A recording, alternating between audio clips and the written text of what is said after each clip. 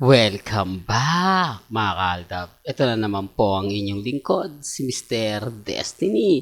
At magbibigay po tayo ng pinakamainit na update po ngayon sa social media mga kaaldab. Nakakatuwa lang po yung post na to mga kaaldab. Na kung saan nakasulat nga po na kumbaga mga kaaldab, isa na akong may bahay. Common sense na lang po mga kaaldab. Ito po yung matagal ng mga video na kung saan nga po nire-remind lang. Ito po yung panahon ng pandemic na talagang kailangan mong laging, alam nyo na mga kaaldab, issue na naman yan, Mr. Destiny. Alam mo, kaya ka nababash eh. Kaya ka lagi na pag-iinitan ng mga army at mga main fanatics dahil sa mga sinasabi mo. Okay lang naman po yan mga kaaldab. Kahit naman po kasi anong gawin nila, never po tayong babaliktad at never po tayong magpapadala po sa kanila at magpapatalo, di po ba? Kahit ano po sabihin nila masasakit, maanghang, talagang hindi ka aya-aya, okay lang. Ang importante lang naman po mga kaaldab, maging updated po kayo sa mga napapanood at mga nakikita po ninyo. Pero bago tayo magsimula at bago natin ituloy itong pinakamainit na update po ngayon sa social media, kung bago ka lang sa channel na to, at isa kang true-blooded Aldab Nation na nagmamahal po kina Mengay at Tisoy, tama po ang channel na pinuntahan mo, kaya consider na po kitang bagong subscriber. At huwag mong kalimutang i-share ang mga video po natin sa mga mami, sa mga titas, at sa mga senyor.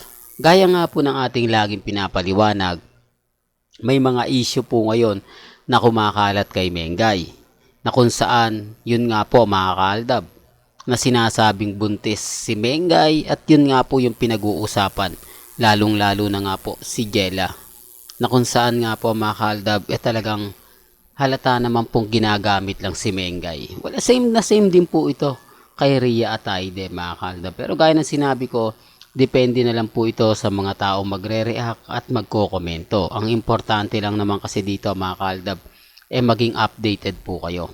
Di po ba? Ano man po yung mga nababasa ninyo, ano man po yung napapanood ninyo, napapakinggan po ninyo, chill lang tayo.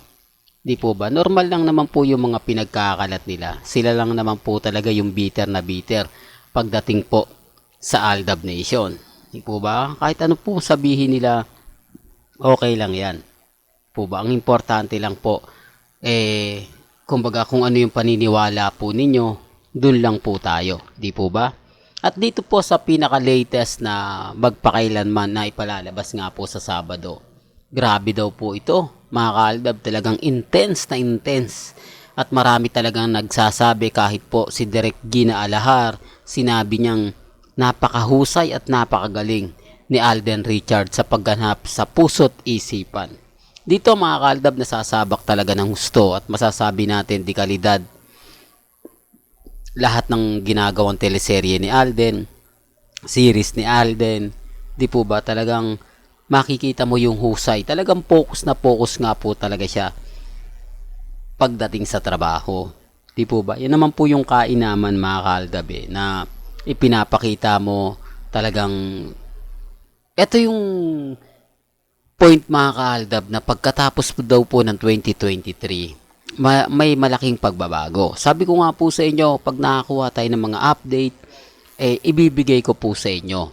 I-remind ko lang po sa inyo, manggagaling po daw ang leading lady ni Alden Richards sa kabilang istasyon. Di po ba? Pwedeng sa TV5, pwedeng sa ABS-CBN.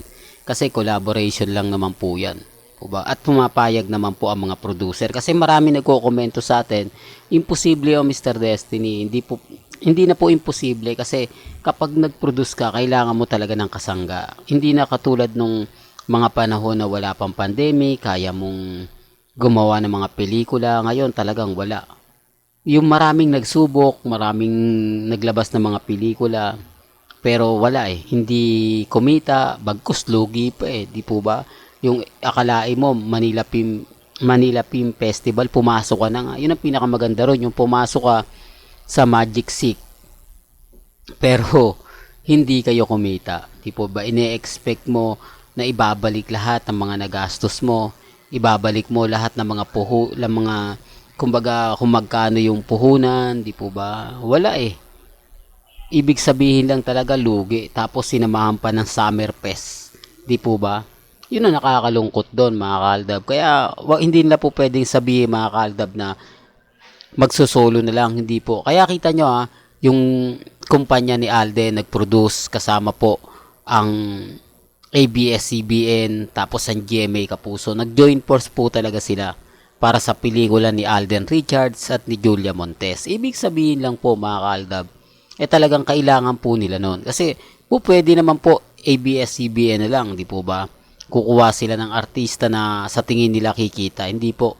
Ganon din naman po sa GMA kay Alden. Ayaw din po kasing, kumbaga, gumawa talaga ni Alden Richards kasama yung mga ilang artista po ng GMA Kapuso. Di po ba? I-remind natin si Jenny Lynn Mercado, si Sanya Lopez, si Julian San Jose. Di po ba? Si Gabby Garcia. Ang dami mga artista po. Pero gaya ng sinabi natin, si Alden Richards po kasi namimili. Hindi siya po yung tipong artista na kumbaga alam nyo na mga kaaldab, hindi agad-agad na madaling makuha. Di po ba? Depende po sa kanya kasi siya rin po may karapatan tanggapin o hindi. Di po ba? Kaya nga po mga kaaldab, may mga bagay-bagay po na kumbaga kapag sinabi niyang iba na lang, di po ba? Ayaw niya. Wala naman po choice ang GMA eh. Ang choice lang ng ang sinasabi lang po pag kailangan mo itong gawin kapag marami na pong tanggi. Hindi po ba? Ang ibig kong sabihin yung hindi na muna, sa susunod na lang, di po ba? Maaaring makatanggi ka ng 4 na beses. Pero dito, pagka nasisimula na yung project at lady na lang yung problema, di po ba? May karapatan si Alden na, ayoko niyan. Po ba? Hindi babagay yung chemistry, di po ba? Siyempre, siya masusunod kasi siya po yung, kumbaga, a-acting eh. Di po ba? Sinasabi ko lang po yung katotohanan. Baka naman kasi mag-react kayo mga kaaldab, di po ba na nako Mr. Destiny ganito ganyan etc etc, di po ba? At least dito naman po pinapaliwanag ko po sa inyo na mas malakas pa rin po at ano man po yung sabihin nila, ano man po yung paliwanag nila, Aldab pa rin po talaga yung malakas. Yan po yung katotohanan na hindi po nila po pwedeng sabihin fake news, hindi nila pwedeng sabihin ng ganito, hindi nila pwedeng sabihin ng ganon. Di po ba? Yan ang kagandahan nyo po sa channel ni Mr. Destiny. 101% updated po tayo. Ano man po yung mga nakikita ninyo, nababasa ninyo, at gusto nyong malaman, punta lang po kayo sa channel ni Mr. Destiny para updated po kayo. Real to kaya mga kaaldab. Well, hanggang dito na lang po ang ating latest updates. Kaya kung gusto nyo pa po ng pinaka-latest at sariwang update, abay syempre, tutok lang po kayo sa channel ni Mr. Destiny para updated po kayo sa mga bagong video po na ilalabas po natin maya-maya lang. Hanggang sa muli, salamat po sa panonood at pakikinig.